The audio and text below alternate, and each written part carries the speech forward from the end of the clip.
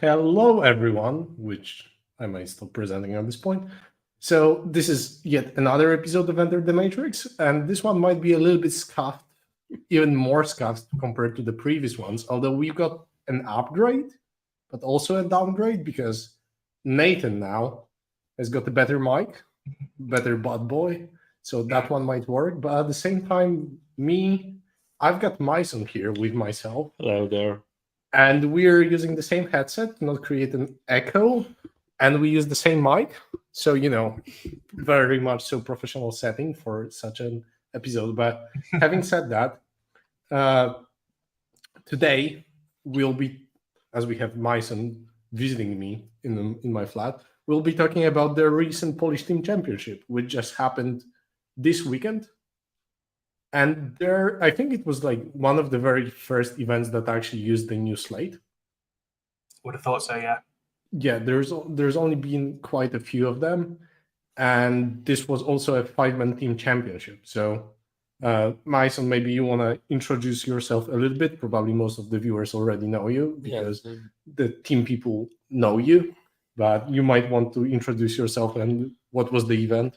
Yeah, basically, a couple of words of myself in case you don't know me. I'm a WTC Team Poland member and one of the team selectors for this year Team Poland. Also, it happens just like I played this game a lot, basically.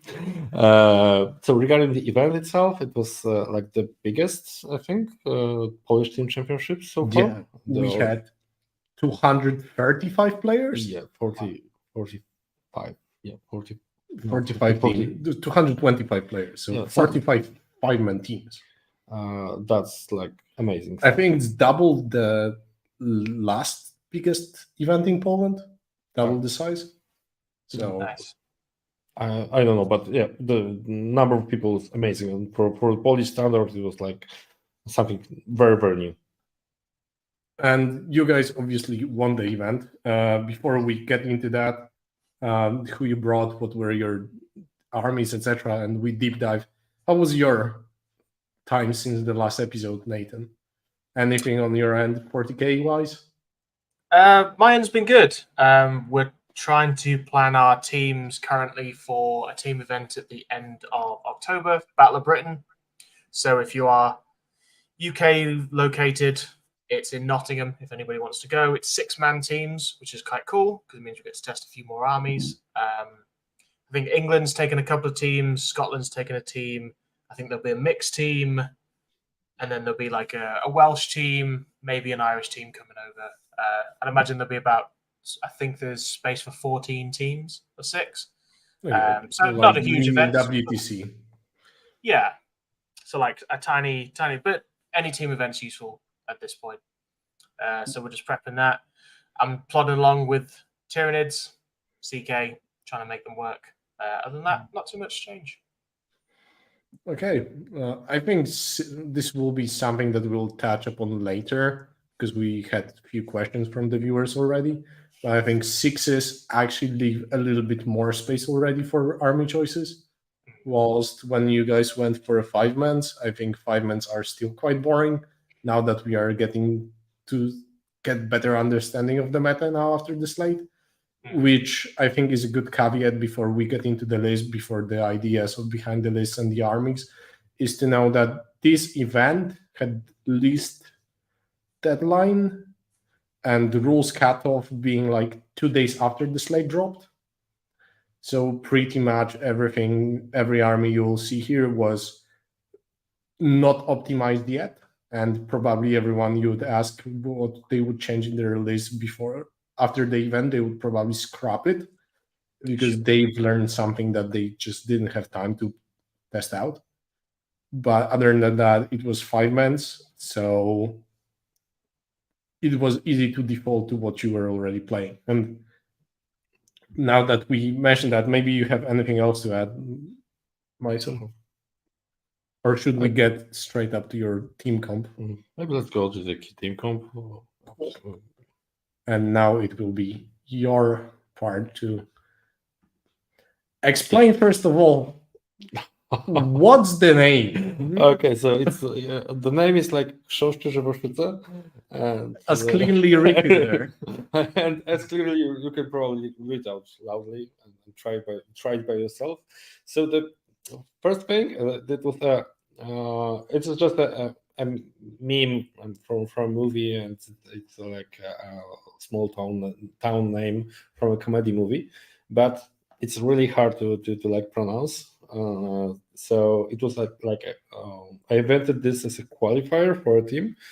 So if somebody wanted to join us, he needed at least to try, at least try to say it. I must admit that both our guests from Germany tried, but Liam was still like the best from all three. Yeah, it's So yeah, you mentioned both of your guests from Germany and Liam. So this is not a fully Polish team. You and Duda, you took mercs essentially to conquer Poland because, as you know, Poland needs Germans to be conquered because, well, that's how quickly. So what's the deal behind that? How it came to be?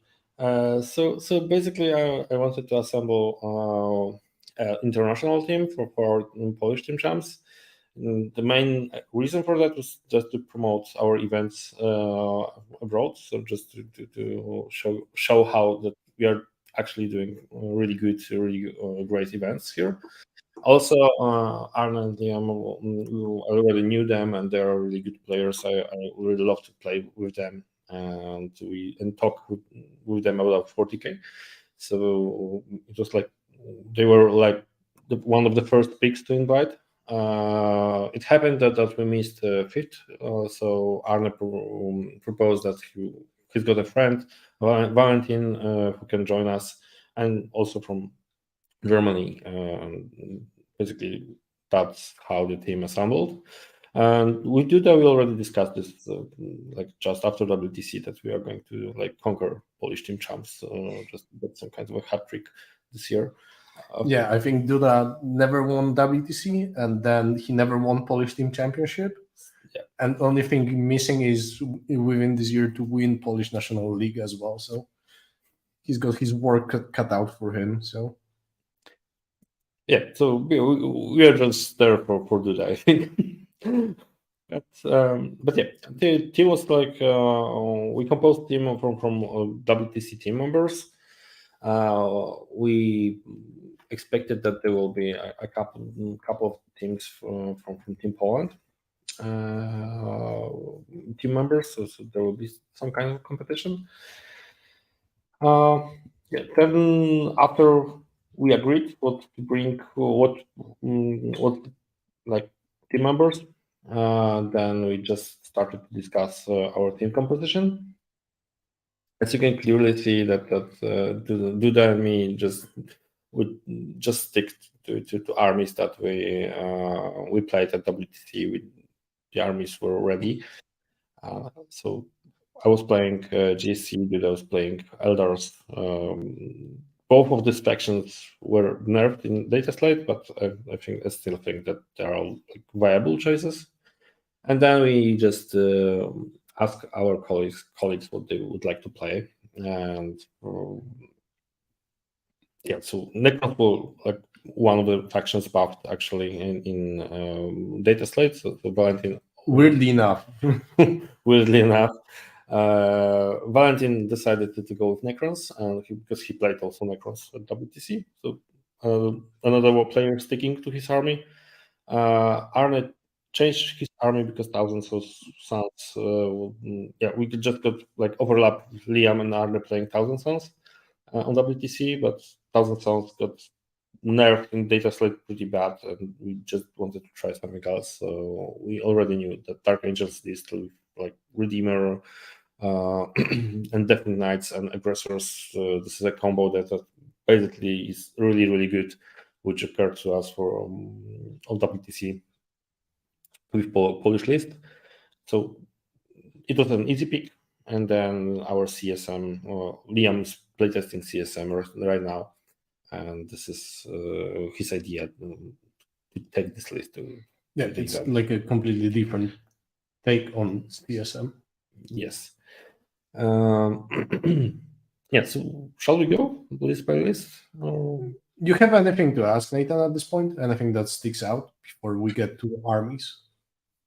Or No, maybe I guess you have if we were in looking mind- at, sorry, Yeah, go on. No, go on. so like for the 5-man teams, yeah, you would automatically assume after the data slate, Aldari, Necrons, Dark Angels. Granted, Dark Angels might change in a couple of weeks with the new codex, but you would see that they are front runners for a 5-man team. I guess, Majson, you've stuck with GSC. Like, how do you feel GSC are now, especially in teams? Do they still have a place? Or do you feel like they have the nerfs are still playable? So basically, after playing these 5 games, tournament games, I like the list didn't change a lot. Like from a composition of the list, I needed just to introduce some other like means to get bumps working. But on the other hand, the nerfs and rule set nerfs made this army less stable on the game plan. Because now when you have to roll like for resurrections, I calculated that after the games, and it costed me like 2 to 3 like point levels from point threshold. So this lack of stability or less stability just cost me like 10 to 20, maybe 10 to 20 points per game. Game points. Like, okay, victory. Yeah, victory points. Okay, so you would say over an event, it would cost you roughly 10 to 15 actual points off, say, a 100-point score. Okay. Yeah. So, but on the other hand, this is still a really good army because the output of acolytes and neophytes is just amazing. Bombs can play like really aggressively. But on the other hand, the most impactful nerf was to block double 3-inch deep strike. Yes. This is like the most impactful nerf for this army, because right now it's really hard to deliver bombs to the table without rapid ingressing. That's why I decided to introduce a truck in the list. And when it's a special tech just to have an opportunity to double bomb turn 2, turn 3, because you can always deep strike near the truck, jump in and do some stuff. And track, of course, lacks like the exploding sixes, but on the other hand, we got the reroll wounds. We can put Primus in this squad. It works okay, and also WTC maps got some quite nice staging on the table, so tracks can actually have some place to hide in the middle of the table, and also it saves acolytes from like no line of sight shooting. We can push with close combat somewhere from the track. It's kind of good tech, but still I think track is overcosted, like from 20 points, maybe 10, 20. Yeah. Because we pay like it was 110 for basically reroll wounds on one squad. We could possibly use. We can't buy another squad of acolytes for that, but it's still like something similar, I guess. But on the other hand, it's the only mean to have like double bombs on the table in the same turn. And would you likely see GSC unlikely to take, say, the what are they called, the aberrants? Aberrants, you mean? Yeah.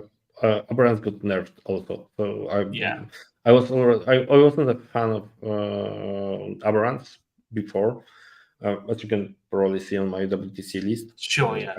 I dropped aberrants because they were already not stable enough, because you always need to roll like from 4 up. Now we roll on 5 up to get them back, and they with biologicals it's like 25% of the entire list. Sure. Yeah, so that's and not worth it really, anymore. really, they are like manageable. If you know what to do against them, like reduce them to just like 5 models, they will never be like a huge threat in combat. They will never like grab objectives because of like small OC, and they will need to roll battle shock every turn, even to just have OC. Sure. No, that makes sense. I don't like Abrams, maybe not in the current points, not in the current meta game. What I missed in the list is like for Neophyte squad. I still think that the optimal list would be without track, just relying on rapid ingressing, and because even having track often lost like low one bomb squad to some random shooting, random Overwatch and stuff. I would much because prefer. the bombs are assault, right? So you can still rapid ingress and then Yeah. move and run. Yeah. In Yes, advance. Yeah. Track got to play, but I think optimal way to do the list would be to have 4x20 fights for WDC tables. Because fights just are really important, and I really missed this additional 20 squad on the table. makes sense. Yeah. But the army still worked. Do you think that you guys obviously won, but do you think the army worked to some extent because people didn't know exactly how to play against it? Because now it feels like an army that relies very heavily on the damage it does when it arrives on the board, and you have not that much of a backup plan, right? So is it more volatile in the pairings as well? I don't think so, because Okay. it already worked like that before. Okay. Because you relied on the damage output. The game plan basically didn't change. The only thing that changed is that you will lose your units sometime. Okay.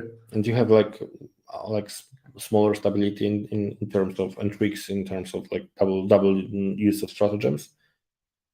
But the basic game plan and basic plays didn't change at all. Yeah, and because ironically, I think the Eldari matchup got better. yeah, because of like devastating wounds were a problem. Now they are not. Sure. Yeah, and I will also say what the basic like play for GC list is to just bounce Neophytes blob every turn. So 220 man squads just go are going back to deep strike at the end of the opponent turn, arriving back on the table, shooting, repeat next turn, and do damage with them. This is the basic plan, and it didn't change at all since WTC.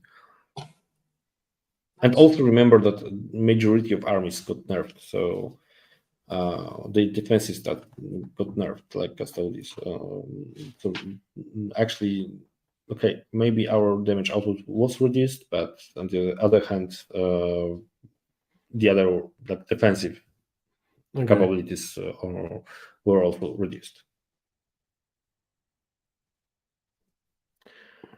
Okay, so we've got your list. I think there was also an argument that you knew how to play it. Yeah, but so you chose. My biggest concern was like just before data slide, I was on my business trip, and then I knew that I'm leaving for next like 3 days, so I basically didn't have any time to paint at any other models, and my other armies were like are not prepared for 10th edition yet, so I just decided to go with GSC. Yeah, it's still a good army. I don't think that they fit in top 5 like picks for like 5-man team, but for 8-man team, I think for sure they will find a place. So I guess they've kind of moved from a top 4 army to a bottom 4. If you're picking for an 8-man team, it's kind of one of your later choices rather than one of your first choices. Like, yes. Just a pure regards to their stability, because there will be gains, that, for example, you don't roll any of your resurrections for the first kill squads, first 3 kill squads, and then suddenly your army will just don't work, and you are losing stuff on board and get pushed off the table. Right. Okay.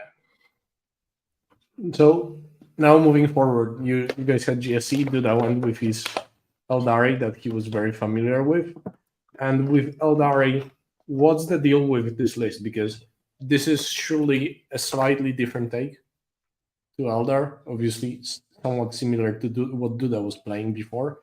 And for those listening, there's an Altarch with a Phoenix Gem, one Farseer on foot, one Fugan, Spirit Seer, Incarn, 2 Night Spinners, 5 Fogs, 5 Spiders, 5 Rave Blades, 10 Rave Guard with Rave Cannons, and 1 Rave Lord.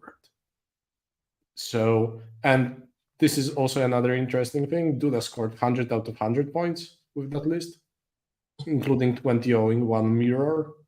So, what's the deal with this list? Did you have more chance to talk to Duda? Because it looks weird, right, Nathan? Do you agree with me that it the Rave Blades and Rave Lord just looks odd compared to what we've seen before? Yeah, so the basis of the list is there. You've got double Night Spinner, Young Khan. You've got Wraithguard block. I guess that'll be hit and miss whether people still take it or not. Just because obviously Devastating is not as powerful. But yeah, the Wraith Lord, very interesting. Wraith Blades with no Spirit Seer, again, it's kind of interesting. I guess he can pick which unit they go in. But yeah, the basis is there. But yeah, there's the last little few tech pieces where I'm just like, okay, that's an interesting choice. I don't know quite why he's taken a Wraith Lord, but maybe he's just trolling on people. No, it was not trolling. I mean, I didn't discuss this in details with Duda. I tend to trust him on Eldari, so he picked what he wanted to play. Basically, Duda likes units that can survive something on the marker. That's why there are Bright Blades and Bright Lord on the table as well. That the opponent just needs to commit something more than a small squad of something to kill 5 Hogs, 5 Spiders, and stuff. So basically, this is a pick of being to take something more durable on the table. Yeah, which is smart because I think that's maybe what Eldar players are having to consider now that you've lost, say, the list that was sweeping the UK where you had both Avatars and 2 Wraith Knights. Your primary is fantastic because you just basically Phantasm onto any objective you want to, and you've got tons of AC and you can't kill anything. Whereas now, I guess, yeah, that's actually quite smart. He's taking Wraith Blades, Wraith Lord. You can stick them on the objective, and they might actually still be there after that turn, rather than putting a Viper or a Warwalker or something that's just going to die too easily. So I can definitely see the point. Exactly, that was of course, we don't know if this is the optimal approach because none of the lists are really optimal, but he scored 100 out of 100, so it worked. It's hard to argue with the performance, yeah. Yeah, but I think after the tournament, when there was some conversation on Polish Discord, I think he mentioned that he would drop the Wraith Lord. The Wraith Lord was underwhelming, and he was thinking about going for another 5-man squad of Wraith Blades because he really liked them as a push unit that could actually kill something behind the wall, and that you didn't need to force Incarnate Night Spinners to deal with that. You could just send that unit, kill something behind the wall, and then if need be, Phantasm away and still have a Wraith Blade unit, which is still quite tanky to deal with. There are still 3 wounds each, 2 up save, 4 up invo. They will not die to some anti-infantry flank. I cannot speak English right now. But they will only die to heavier weaponry, same in melee. So I can see why. You have a unit that can push, that can threaten. You can send them to the mid objective and force someone to overextend to deal with them. and you do not need to do it with the bigger regular squad. So I quite like it. Yeah, especially on WTCC terrain as well. Yeah. And regarding WTC terrain, which you guys dropped like very specific boards, or you were playing boards 1 to 5 from the map pack? No, just like 1, 4, 5, 6, and 8. Okay, so without 2 and 3. Or maybe 1, 3, 5, Okay. whatever. But we dropped like three tables, and basically those duplicated, I think. Ah, yeah. Okay, so you dropped duplicates. Fair.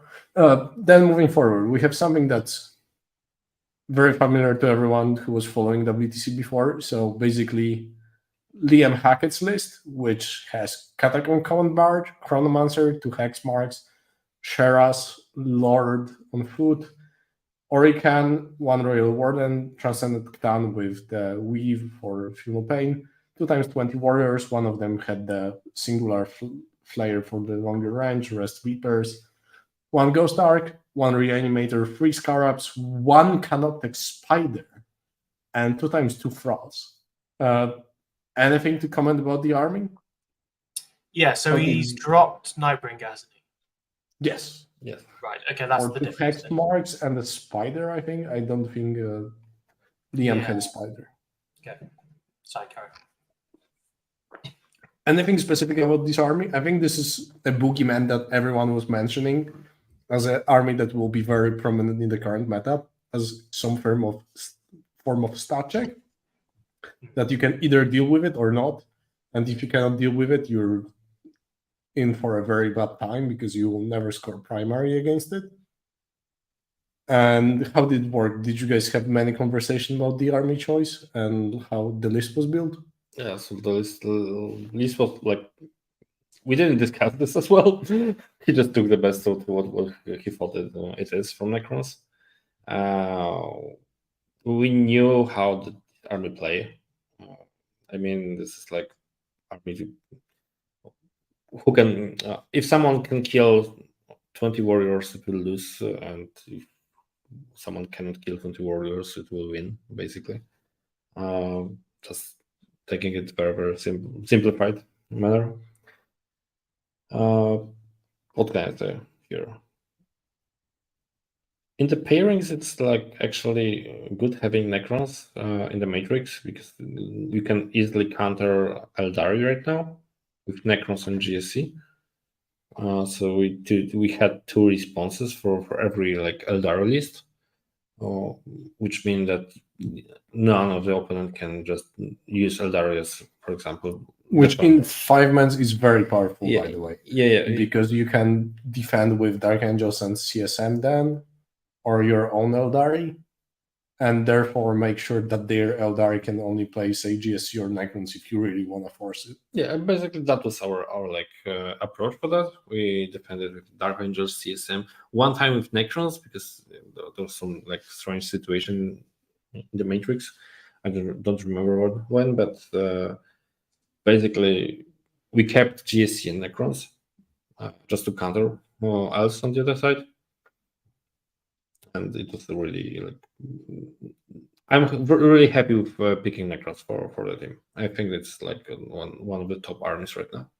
Yeah, unless opponent brings a team build to deal with Necrons. So say the Archangels, GSC, CSM build around big Terminator blob, Tau. I don't think you need like big Terminator blob for CSM to deal with that. Yeah, maybe like 10 chosen, something like that. 10 war plans, for example. Yeah, but what I mean is like, I think in 5 months you can sometimes end up with opposing team just choosing armies, not necessarily looking by the matrices, just choosing armies what the players have, that Necrons will work well or they will be absolutely awful in the pairings, as you mentioned, that they are very binary in how they have their matchups written down for them.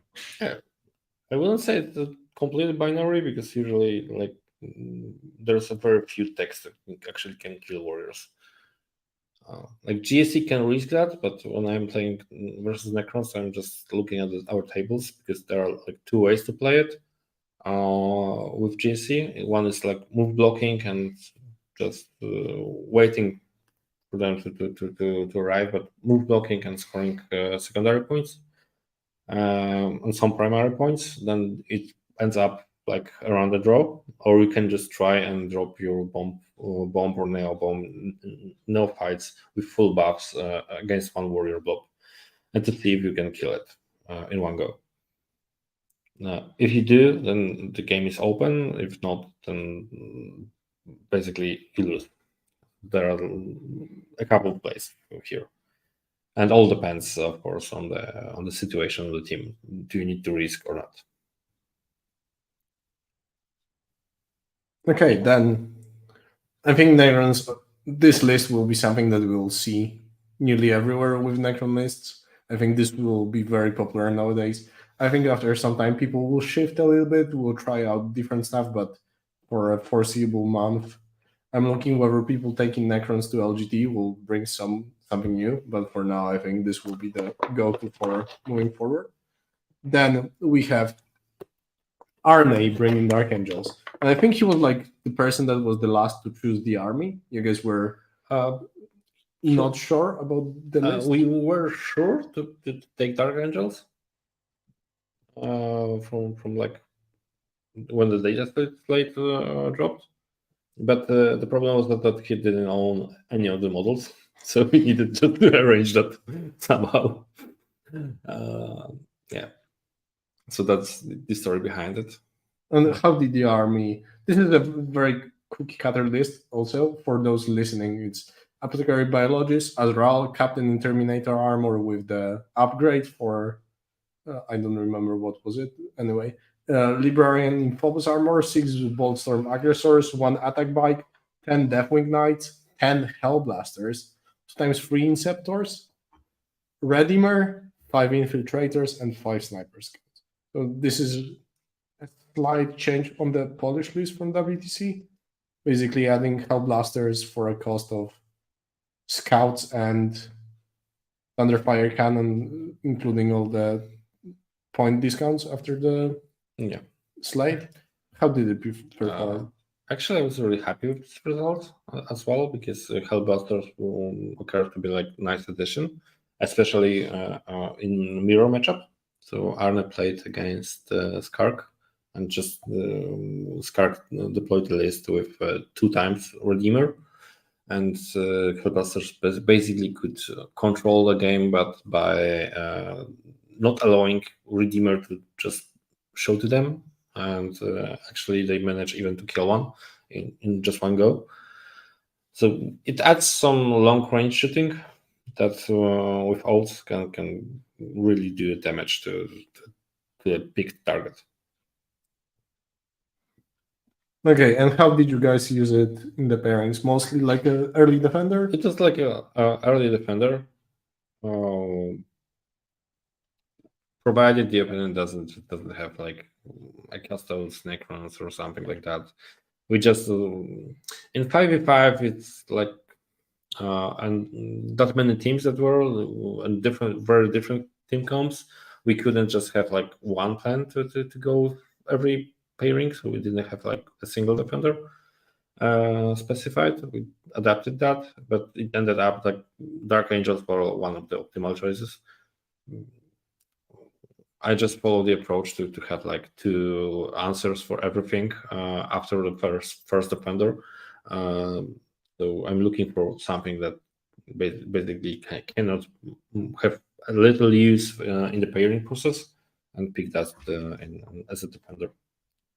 The other way around with 5v5 would be to put a hitter army as first defender, to seek for like and take another hitter army for the second defender, and to find out to seek for like very good pairings for them. But it depends also on the tables if the opponent got these 2 counters or not. Because for 8v8 I think it's really easy to like having ready 2 counters for every top like picks counters answers. In 5v5 there's always something missing. Okay. Anything on your end, Nathan? Any questions, or shall we move on? We can move on. Yeah, I think the Dark Angels is Again, we'll have to see what they're like in a couple of weeks. But yeah, like I think I messaged you the day it came out and was like, oh, Liam and your Polish Dark Angels list both skyrocketed in the beta. So yeah, I think everybody saw it straight away. Yeah. And it's a fun, good army. It rewards player skill. It doesn't just blow everything away, but it plays everything pretty well. So yeah, I like these kind of armies. It's high skill cap, not many units. I really like it as well. And then we have the last list, which I think was the most new out of all. That's Liam VSL taking completely new spin on Chaos Space Marines, which is quite different to what we could see at WTC to some extent, although a little bit closer to what Alexander Saka was playing in Belgium, which is 3 Undivided Chaos Lords, 10 Nurgle Cultists, Nurgle Rhino, 3 times 5 Undivided Chosen, 2 Undivided Forge Fiends, 1 Nurgle Forge Fiend, 2 Undivided Oblits, 2 Nurgle Oblits, so total of only 4 Obliterators in squads of 2, 3 times 5 Slaanesh Warp Talons, 2 times 3 Nurglings, and Blue Scribes. So the army is like, how can I fit as many units that cost 100 points in the list? Yeah. Something like that. So, yeah, this army is really nice. I really love this army. I'm just thinking of just assembling this for myself and play that because it's like one of the armies that can actually do some like fight phase and not focus on shooting. Like Warp Talents Chosen are like really nice units that can trade up. Yeah, trade up efficiently, especially with chaos rules. There is a way to charge after advance. That's really for Slaanesh. For Slaanesh, it's really good. And also Forge Fiends are like really good fire support. With all this Nurgle stuff, hidden Nurgle things around the list, it helps to like secure, for example, one flank with Nurgle Strut. To being like undergettable. And also our obliterators, Liam decided to like split 1/4 into 2 twos, so they have actually more uses. I don't like obliterators, spam of obliterators to be honest, because they tend to be like one use. Because when they actually arrive on the table, then like they move 4 inches. So on WTC maps, obliterators are really like bad after this one round of shooting, and this one round of shooting is usually like it can go wrong. And I think Liam, I remember reading a conversation somewhere that Liam's logic behind having 2-man oblit squads was that 4-man squads either overkill something anyway by a quite significant margin, or still underkill their target. So this way you are forcing yourself to play more of a break list and focus on having that huge hit, which you might still not work into given target, what you will be playing against. Say like Land Raider, they pop AOC, suddenly those undivided objects do not necessarily kill it, even if there's 4 of them. So was it worth to have all those resources in one basket? So I think that's the idea. And this is also interesting that Liam VSL list won all of his games 20-0. He got 100 out of 100, including like tabling Eldar and stuff like that. So I think this was also a big conversation that I saw somewhere online, that the MSU Chaos Space Marine list actually is now quite good into Eldar. It's just sorry. Yeah, I can see that. Yeah, it is really good list against Eldars because they can basically kill any Elder stuff, and they can just rush in with everything, and it's not possible for Eldars to kill efficiently all of the targets. But on the other hand, I think the major thing is here that this list is kind of new, so elder players just didn't know how to play it. And two times occurred this pairing in the matchups. Elder players just kill themselves by this army, by just exposing too far away, or pushing too far away, not playing safely, not like respecting what CSM can actually do. Not knowing the damage. The damage output is really, really good. The mobility is perfect. We get excellent fire support, and when, for example, going first, this army can really, really push to the front. And I think it's one of the best all-rounders right now. And I think it connects nicely with a question from Air, who asks whether the CSM MSU list need any protection in pairings, or can he be like all-rounder? And you mentioned that that army can be all-rounder. So your estimation table for that army was like genuinely green all over the board, or did it have few like worse matchups? One bad matchup maybe, or two bad matchups. I just need to remember my tables. But like in 5-mans, maybe into some GSC, maybe. Yeah, GSC. I still think GSC is hard because GSC will strike first, basically, always.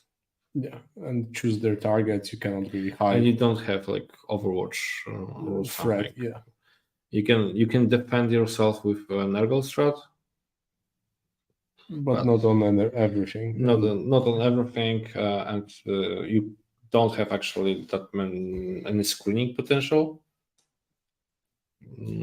Yeah, yeah, I see, but yeah, I think for singles, this army can be really good as well. Like, I would be really interested to see how it would work in Necron Warriors, whether he actually has the raw power, or maybe in this list, whether he needs to go for like a 10-man Warp Talent squad, 10-man Undivided Chosen squad to actually cross that threshold of killing that unit in one go. That's something that I'm very interested about. But if you listen to, for example, I think Normal Blokes did an interview with Liam Hackett, you also need to execute the kill in one go very well, because otherwise the Necron list will just heroically intervene into you with other shit, and you will not have all the resources from that one melee unit. So I think melee killing Necron Warrior blob is very unreliable. You need to have something that does it in shooting to be very comfortable with doing it. Actually, Liam also playtested that pairing with Ghetto, and he managed to win this. Okay. And also with Valentine, so it was like two times win for CSM. It's interesting. Okay. So because warrior blobs are like, they need to usually play like tacticals, and the CSM list can block tacticals with MSU and stuff. Necrons cannot just split on the table. They usually go with just one block. Yeah, they cannot spread around because they will be exploited then. Yeah, and CSM got means to be mobile and go around the table while using like Forfins, Oblits, and stuff to destroy supporting stuff from Necrons.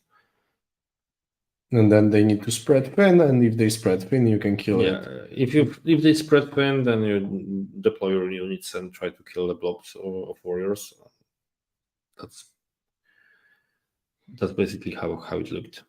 Okay, so having obviously you guys won, but you mentioned that the GSC wasn't really as good, like that it's like bottom 4. Would you say that there is a better team composition for a 5-man now? Would you keep it? Would you change anything now that you've seen how it performs in pairings? I think that Necrons, Eldari, the Rangers, CSM are like top 4 picks right now after the tournament. I was thinking to include maybe to analyze maybe Tau after the changes, or Tyranids.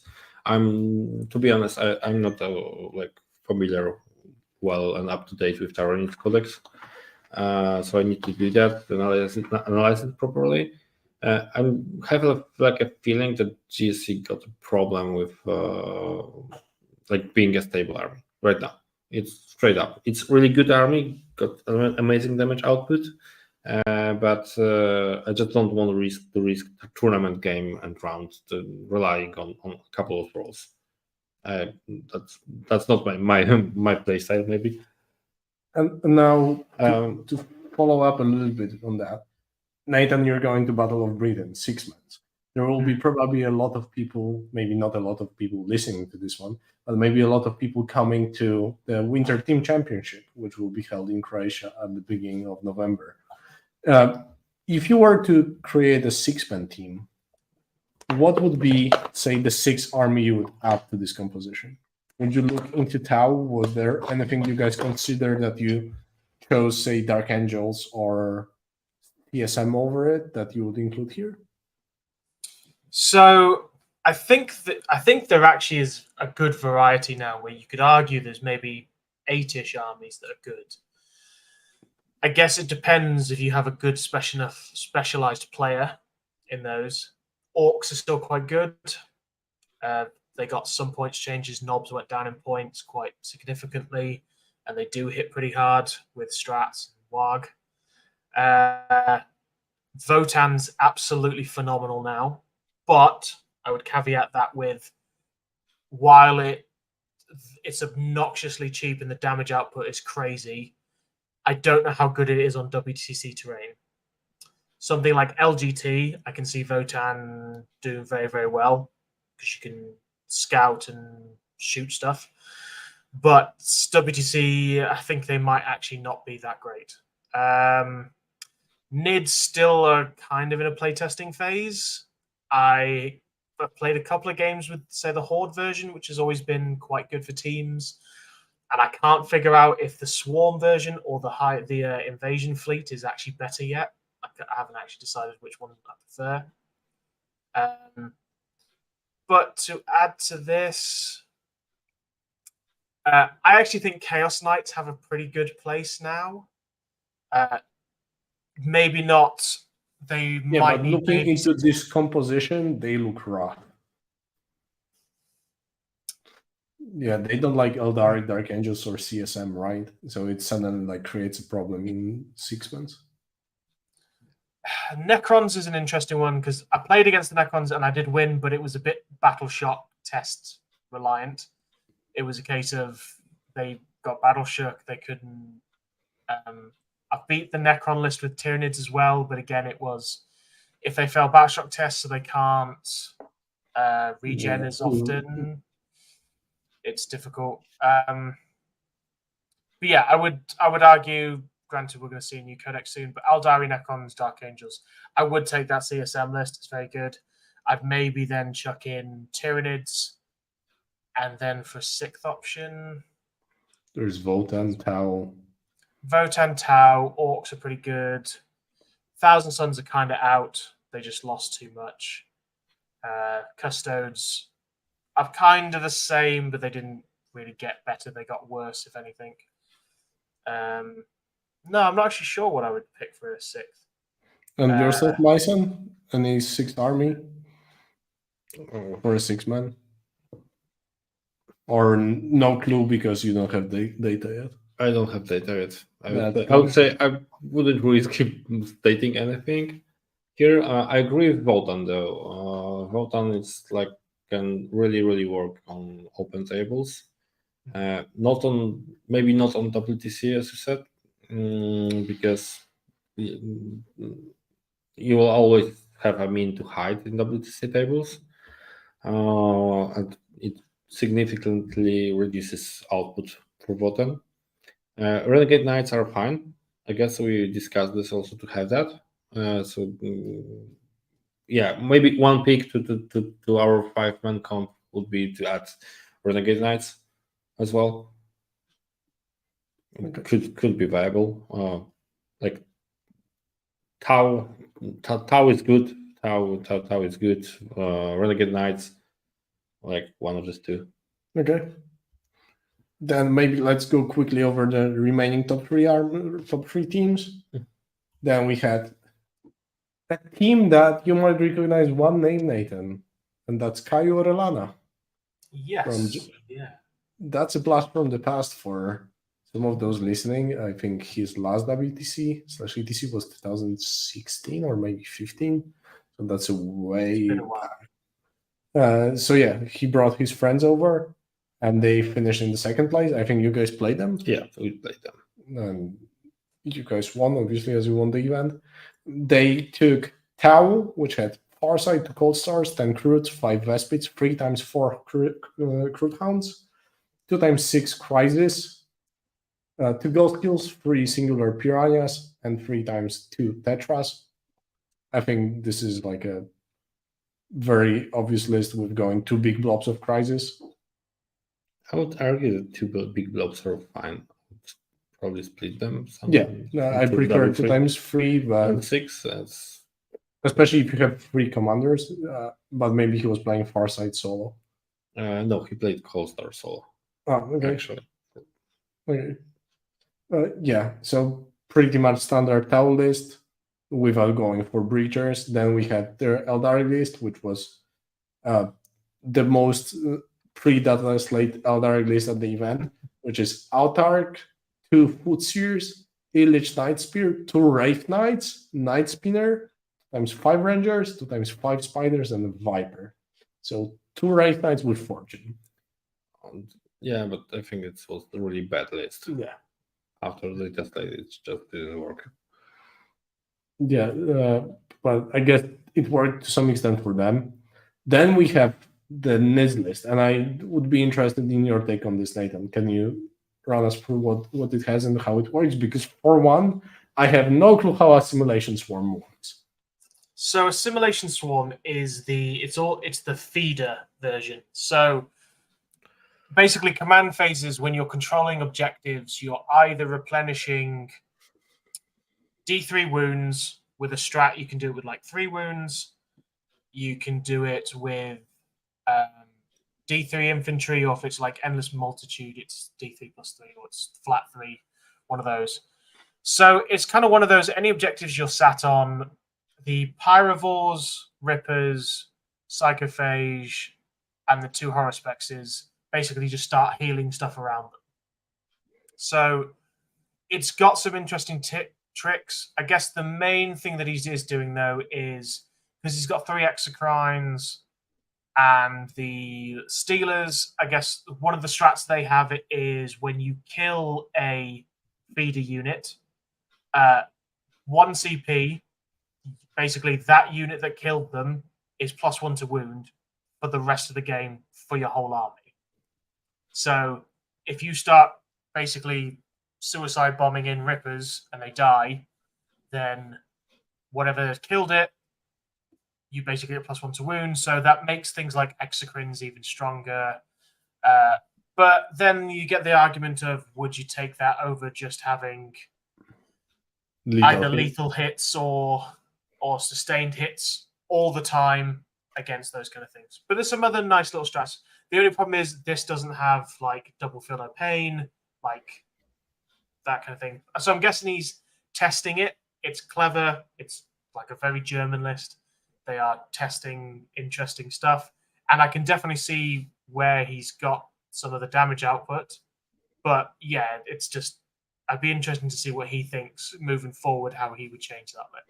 And for those listening, there's a Broodlord, Death Leaper, Neurotyrant, 2 times 10 Thermagants, 2 times 5 Barb Gowns, 3 Exocrines, 10 Steelers, 2 Horospexes, 2 Neurolictors, Psychophage, 2 times 3 Pyrovores, 2 times 1 Reaper, and 3 Tyrant Guard, which can they join Neurotyrant? Yeah, Neurotyrant can join. Okay. So then we have Orcs that are very much character heavy. 2 Beast Bosses on foot, then Squeak Beast Boss, Mozrock Scragbat, Knob on Squeak, Pain Boss, War Boss, Weird Boy, 4 times 10 Snagas, 20-man Boy Squad, 2 Trucks, 10 Grots, 6 Squeak Hog Boys, and 3 times 5 Storm Boys, which is a list that I wouldn't expect to go this way. No, especially not as truck heavy as others. Yes, 32 points from Assassination. Yeah, a little bit. Like, you just play and they need to push you with those characters. because you spend way too much on so you just play homers and assassination. Then I don't like the list. I don't like this list. I think that the way to go, folks, is Traxbound still, or something like that. This list is kind of like they don't have any defense from shooting. Yeah. You need very good board, provided they played it as a defender. Yeah. And then we have another version of Liam Hackett's Necron list. Just this one doesn't have Nightbringer, it has 3 hex marks, essentially. And that's kind of it. That's the difference. So this is the team that got second place. And then we have the name that for anyone who knows Polish or feels like translated it, the Wielka Biała Polska, which means Great White Poland, which is very bad when you use actual translation, is a name of a huge swine. And I mean it. It's a breed of swine in Poland that's called this way. So It's not nationalistic. It's just a joke about. I'm glad you just a confirmed small that. disclaimer. This is just a joke about how weird Polish names of swine are. And that team has more familiar names for some of you, which is Arek. He was 2 times as a mercenary on WTCs with his Tau, and he went a little bit different on his take because he has Anva, 2 Fireblades, 2 Cold Stars, 2 times 10 Breachers, 5 Vespids, 2 times 2 Broadsides, 6 and 3-man Crisis Suits, 1 Piranha, 2 times 2 Tetras, and 2 Devilfishes. So Devilfishes with Breachers, I like this version of Tau more. The more I looked into Tau, I think this solves a little bit of the problems that Tau had with some reach and spending cheaper units instead of just sending Crises into something that you don't want to send Crises into. But pretty straightforward Tau list. Then we have another Nids list. So maybe you want to go through this one, Nathan, as well? Yeah, so we've got Death Leaper, Flood Tyrant, 2 units of 10 Gargs, Biovore, 3 Exocrines, a Neurolictor, 2 Norn Emissaries, 6 Ravners, and 1 Tyrannifex, and it is Invasion Fleet. So, Death Leaper is going to be pretty common now these days. At 70 points, he's fantastic. Foot Tyrant is Foot Tyrant. Gargoyle is great scoring and screening. You can only take the 1 Biovore now, because basically 2 is pointless. Exocrines still great as always. Neurolictors are absolutely fantastic. Interestingly, 2 Norn Emissaries. I've been playing around with 1, but I could definitely see in some team lists with WTC Terrain how a couple of them for pushing primary, even if it takes you, if one goes top left, you have Lone Op on your home objective or that left objective. You could push 2 Norms to the center and go, well, if I get on there, I've got 30 OC with both of them, and they've both got filler pains. That middle's mine. Ravners are a good put in now, I think, with the units that people are starting to take. I'm surprised he still took 1 Tyrannifex. I kind of felt that with a 45-point increase and basically losing their best ability for a really subpar ability, kind of killed them for me, and that's why I kind of felt like Nids were maybe a little bit weaker than the, say, Naden's list. But Nids are still in that testing phase, but it'd be interesting to see how he did with it. Not quite good because they came third, I guess. Yeah, and then we have Zozo, previous national team member as well, with Outarch, Bikeseer, Spiritseer, Incarn, 2 Hornets, Night Spinner, 5 Hawks, Viper, 3 singular Warwalkers, 5 Warp Spiders, and 10 Raveguard with Rave Cannons. So just a regular MSU Eldar build with a lot of vehicles. Nothing to write home about.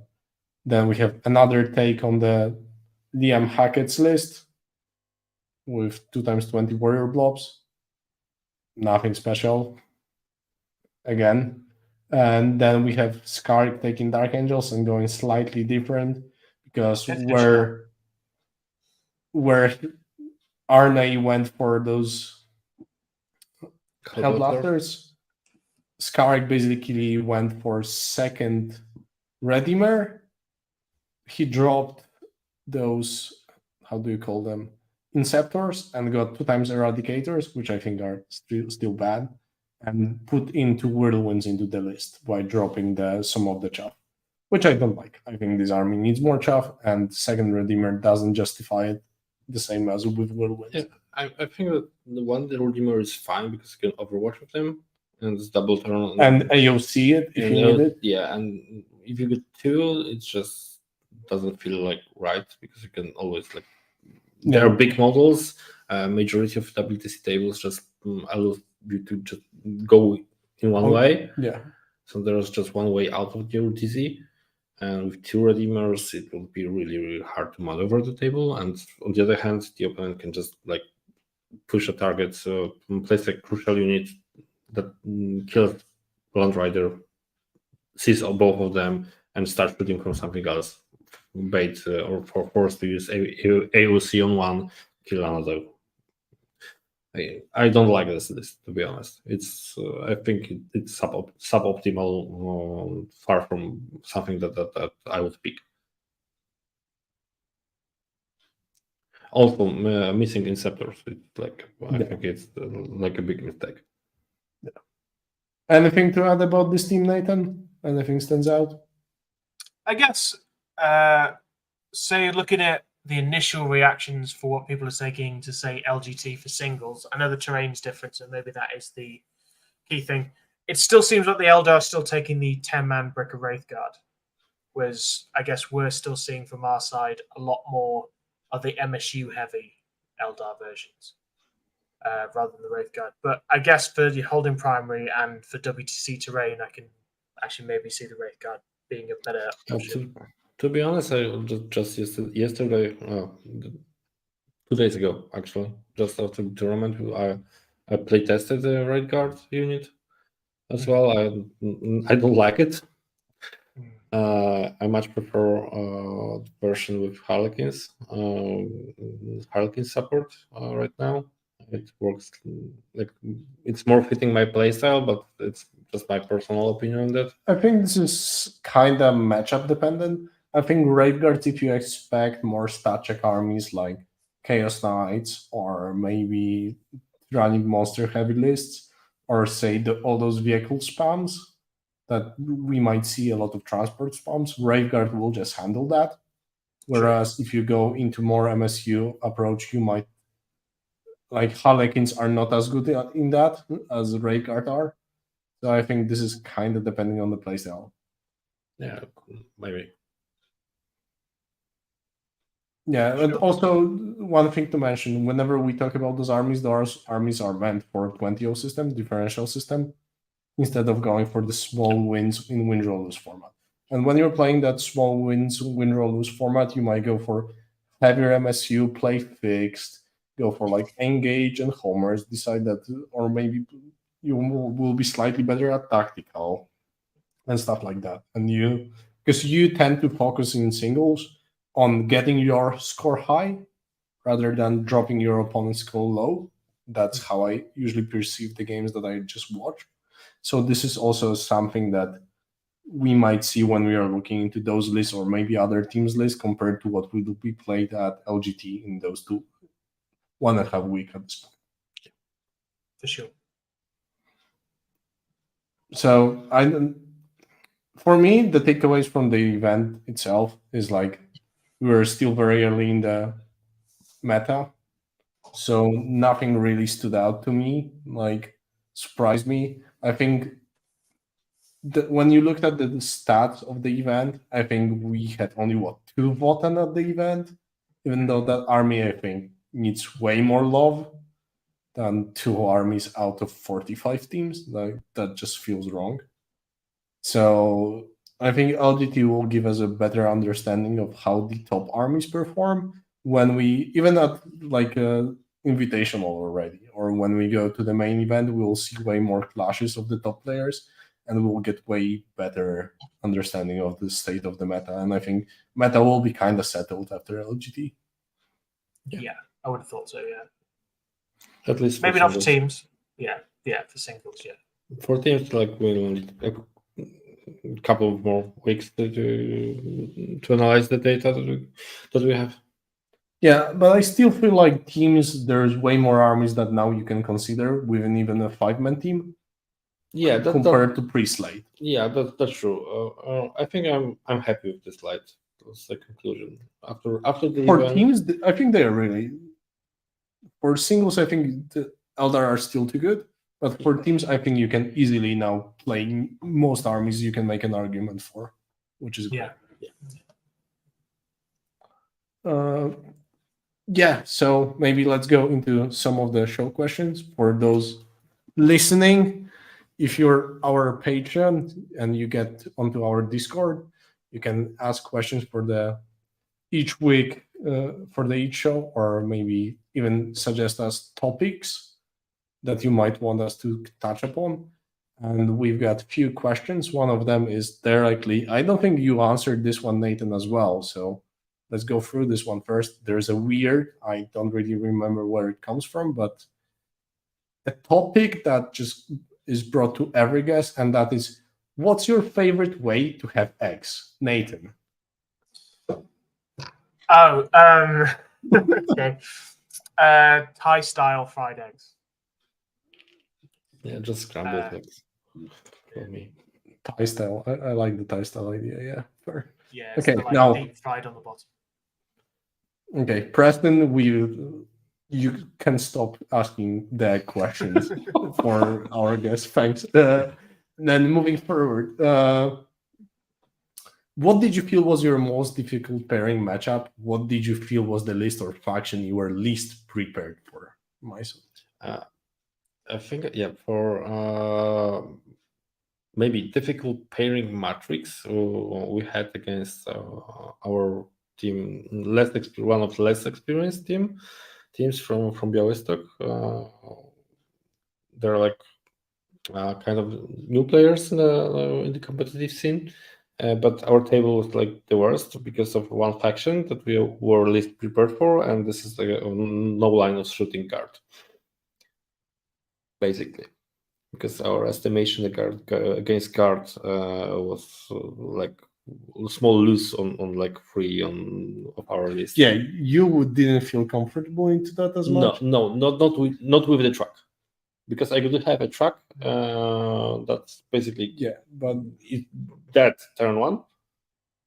Arne didn't really like it. Yeah, Liam, never. ESM never want to play parking lot. Duda is like, it got worse because he doesn't have Wraith Knight. Yeah, and right now you can just kill a lot of stuff from elders and focus on Inker, for example. Yeah.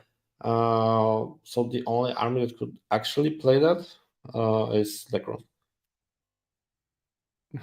Interesting. So yeah, so that's a pick that the list that could really. So maybe partner. the 6th pick of an army would be actually guard still.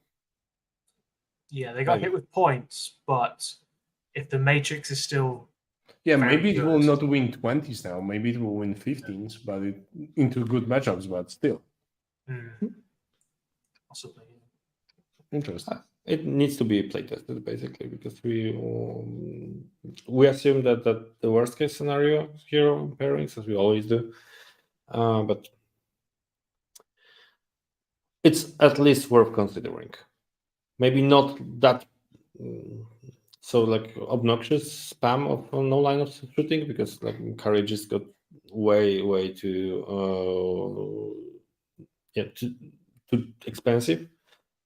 But still, you can use Manticores, Basilisk, and stuff. Okay. Then, before we get into chat questions, we have one of the guys on the StatCheck Discord that actually attended the event. So, Donatas, he was playing in the Lithuanian team, and he said that they played their first event representing their country, got 15th spot. The obvious thing they've noticed immediately is that for 5v5, only the actual first pairing matters. And once you have to send your second defender, it seems very RNG, because the remaining 2 dudes will automatically become attackers.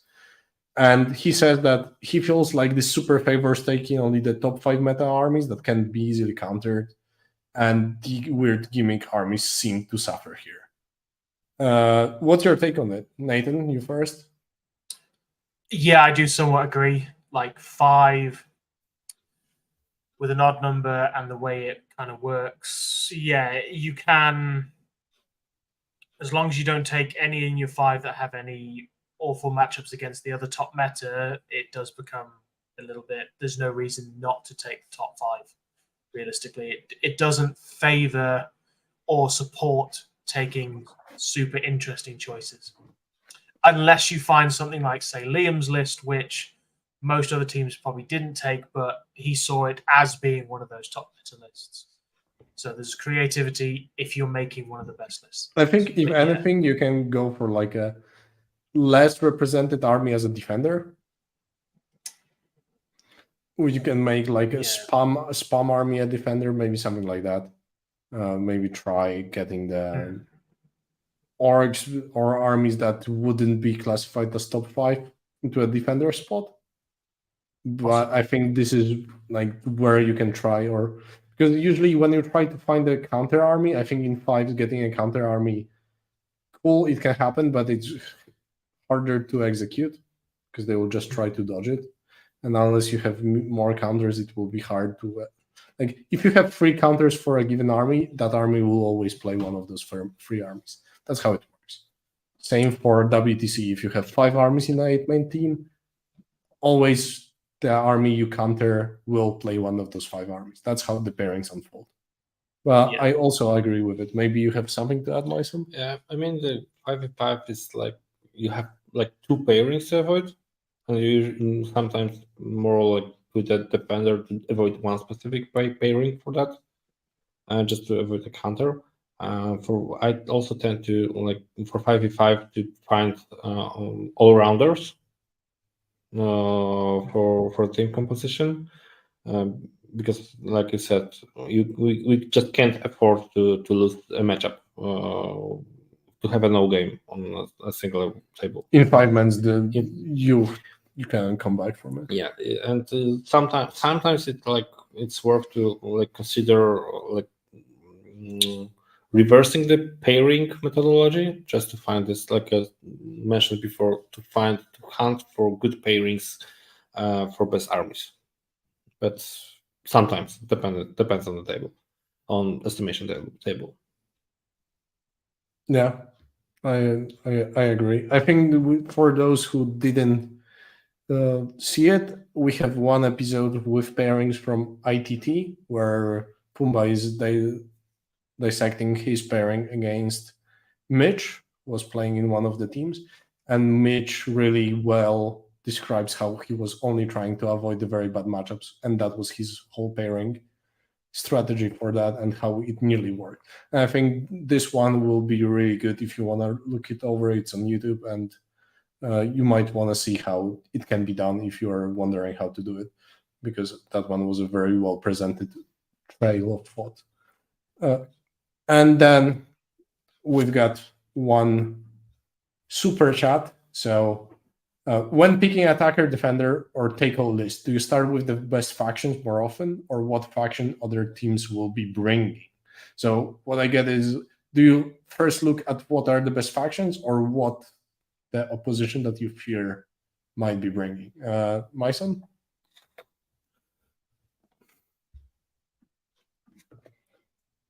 I'm trying to also understand the question here. So when you're choosing your team composition, are you going for something that you know will be very good in the team? Or are you considering at the very beginning what the top competition will be bringing as a composition? So you know that a team in Poland would have Arek, Zozo, and Skark. So you knew Zozo was playing Eldar, Arek was playing Tau, Skark will probably bring Guard. Do you consider that, or do you go for the general population? Maybe first I analyze the general like top factions, best factions, arrange it like into a table of like 8 potential picks, what we can actually bring, also considering models and players we have. Then I try to analyze what the potential opponents can be, and what they can bring, like the top teams, sample compositions. And when I do have some choice in picking armies, I try to avoid the situation that I will have like a really bad estimation table against a foreseen composition of the opponent. So I think it's not that something is more often considered. I analyze both. You just start with the meta and then eliminate armies based on what you expect someone to bring. Nathan, anything to add? Yeah, I guess, like we said earlier with the previous question, in a 5-man team, you're usually a lot safer to take the 5 top best armies rather than maybe thinking what the top 5 are and then trying to figure counters to beat that particular top 5. I guess is part of the question he's asking as well. So if you think another team is going to take the 5 best armies, do you then try and change your 5 to try and have specific counters to those? I think you're running too much of a risk in 5-man teams. 8, it works, but 8 gives you a lot more leeway anyway. But in 5, I don't think so. Because, like you say, if you go into any matchup with us, like if you're getting 2 or 3 points, like so, for example, I guess you guys, 2 of your players went 20 in every round. So 2 of your players came back with 40 every game. So the other 3 of you have to get like some point. Oh, sorry, it wasn't win-loss, was it? So it was 25 from the right, remaining 3 boards to get the cap. Points capped at 65. Yeah. So 25 from 3 players. To also add to that, if you didn't see it, I've written an article that's available on the StatCheck website, and that goes into a very thorough process of how we built the team for Alpine Cup. I think that one applies to any 5 or 6 or 7, 8-man event you would go to, and it shows you like a few steps, and it guides you how you should do it. And I think if you are considering that, and you are a newer team or anything, just read that article and try to apply it. I think it is a straightforward way to try and do it. Then I've got a question that how did we all get into team play? And I think we just played singles, then we got into a team once we played the team event, and then we decided to not play singles anymore. And then we have any advice for a fledgling team. So I would follow it up on the article I just mentioned. And just if you are a new player, just try to play more teams. Like this is very straightforward. But maybe you have anything to add to that? No, I don't think so. Play more teams. Or play TTS teams, because there's usually events happening. Even if you don't like Tactical Thought was and his FAQ for his events, he's organizing team events. You probably, if you just try and stick around, people will play more team events, try to organize it, and just do it. It's like with everything in life, you need more repetitions to get better at it. So, and now, last question from the Discord, and this is, what are the top 5 armies right now for you after the data slate? Nathan, you first. Teams or singles? I guess we are teams podcast, so let's go teams. Necrons, Dark Angels for the moment, Aldari, 2 more. CSM, Tyranids, probably. Okay. Yeah, I would agree with that, I guess. I'm not sure about Tyranids because I feel that strong codex, but what I would consider as this 5th spot is still like Tau GSC maybe because I like Orcs a lot. Orcs. I really like Orcs. I think for teams they are really good as a defender right now. On With no Wraith in the game. No Desolation Marines. Yeah. So. Maybe I'm just Orcs is one of the armies I will probably never play. So yeah, I think UKTC you don't want to play Orcs though. So if you're thinking about LGT now on those boards, please do not hurt yourself this way. Bring guns. And then we have few small questions from the chat. Well, we've got plenty of questions today. We just need to get someone who's good at the game, not us, and suddenly people will start asking stuff. So contact loss, I assume it's tweak at this point. I have to ask this. What can be done to have even more players from abroad come to Poland? Do the Orga focus on the aspect enough? Is there intention to make it more international? And I think this is a very targeted question because Majson is organizing those international events. So Yeah, so basically, this year we started to organize also international events. We started from Para Cup Nations, which was like our 8v8 training camp just before WTC. We invited Belgium, Denmark, Netherlands, Scotland teams to the event, and it occurred to be really fun and really eye-opening because it was like first experience with 8v8 pairings for us, and we showed our guests our hospitality. I think that Liam VSL might still have scars. Maybe, but he decided to come. He accepted my invitation. It was his choice to lay in those rose bushes. Okay? So. Oh, there's a lot of stories behind it. Yeah, but I think we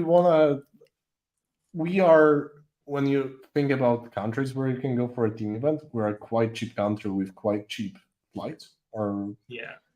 And the stay is not that expensive as well. So if you want to go over for a team tournament here, I think when the guys came over, it turned out that they paid like twice less than what they would pay for going for a UKTC event. So including flights and stuff. Yeah. So and we'll be doing more of this really soon. Yeah, there is one in a month. There will be one in February. That's already German and Belgium teams. And Netherlands. In October, and in February I will have also HV8 event in Poland with team taking WTC teams. So everything held in one hotel. So we are staying in one hotel, playing in one hotel, everyone just joining together. So that's quite a nice vibe, if you ask me. I will let the rest of Team England know. Yeah, because that'll be a good one. Because I know I've been to PTC twice, and it's one of the best team events. Granted, that was 9 years ago, but it was a really, really good event, and it was definitely something. You guys won it in 2012. Yes, yeah, I've got first and second. Although the second place trophy was piping, outdoor plumbing piping full of concrete with a Bulgarin on the top of it, spray painted silver. I was like, okay. When you're trying to fly home and you've got a weight limit and you just got a 2 kilogram piece of concrete that you've now got to take home, it wasn't good. But yeah. And then we've got the last question. I think it applies to you both because you both played lately. Did the game feel different to playing pre-data slate? Nathan? I haven't been to an event yet, but yes, especially when you start playing on WTC boards and you just don't have to worry about towering now because Imperial Knights are basically dead. They're awful now.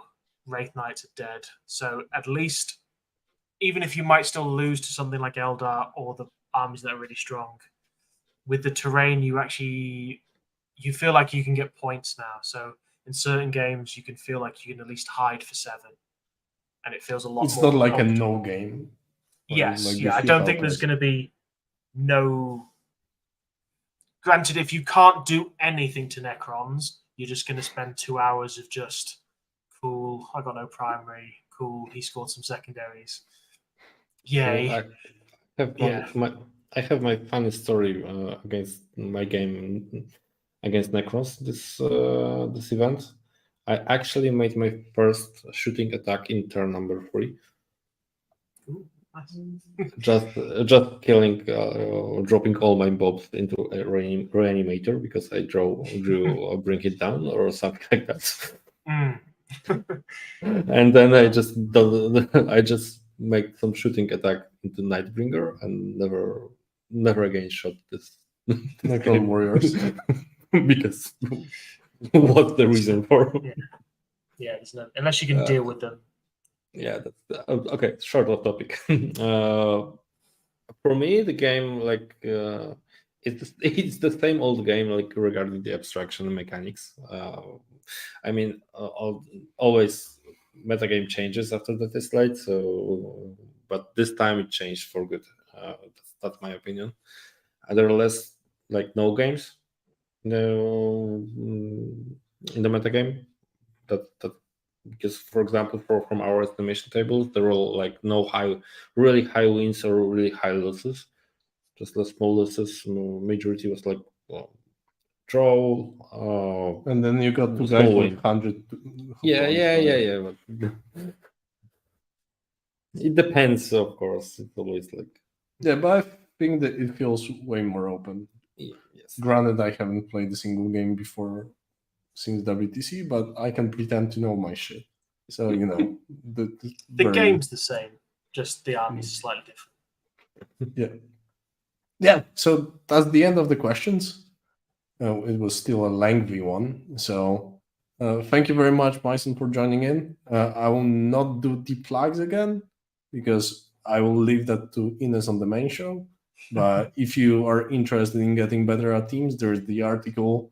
You can see the previous pairing videos, or maybe you want to watch the special of Poland versus USA pairing video. That one can be also interesting for you. So yeah, thanks, Majson, for joining in this very scuffed setup. It was a pleasure, as always, Typhus. As always. And thanks, Nathan. Thanks. Thanks for having me, guys. And see you in the next See one. you. I almost clicked leave studio instead of end recording. That would have been great.